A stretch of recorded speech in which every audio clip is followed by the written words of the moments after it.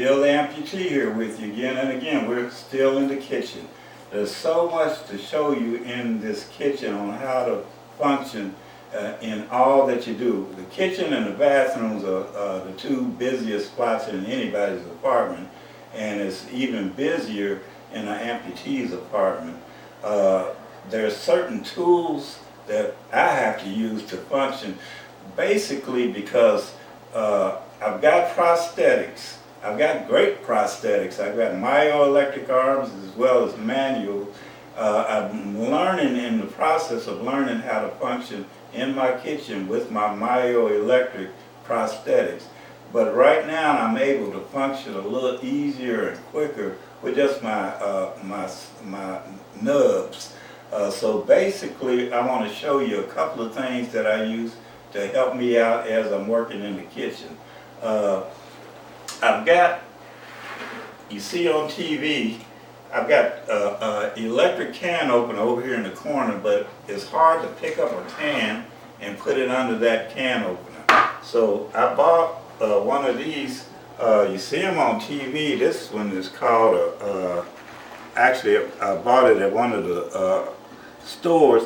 It's I'm not going to open this can because we're not going to use this thing. I just want to put it on there right now. It's one of these can openers you put on top of the can, you push the button, it turns around and takes the top off automatically. You don't even have to have your hands on it.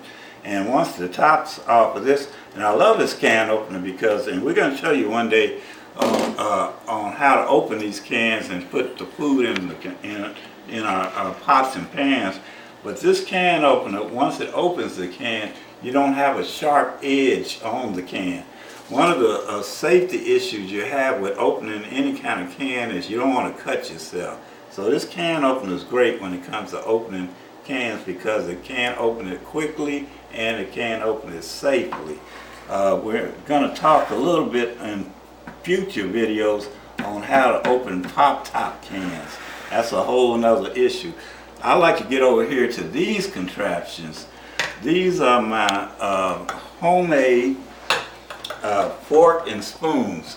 Now it's important to know, and I'm going to show you all of my prosthetics that I've got. I've got computerized forks and spoons that I use with my prosthetics, which I haven't quite mastered yet. So when I go out sometimes, when I don't wear my prosthetics or when I eat at home, I wear this fork and I wear this spoon. Now these are custom made for me. Actually, the white part that you see here are the inner liners to my manual prosthetics. We took this because it's made custom to fit this arm here. I can't wear it on my right. It fits this arm exactly. And we took a regular fork and braided it on the tip of this.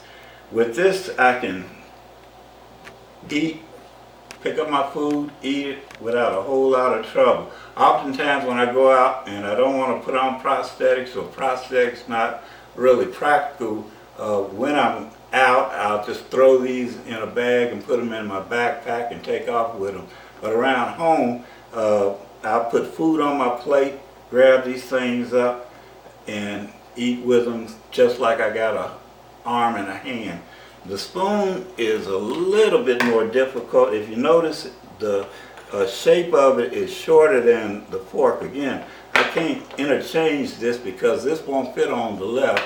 It only fits on this nub here.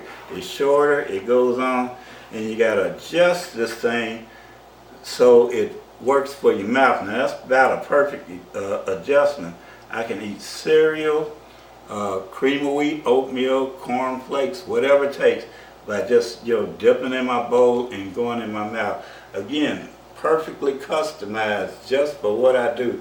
And these things, again, a regular spoon. My processes drilled holes in it, braided them on this thing.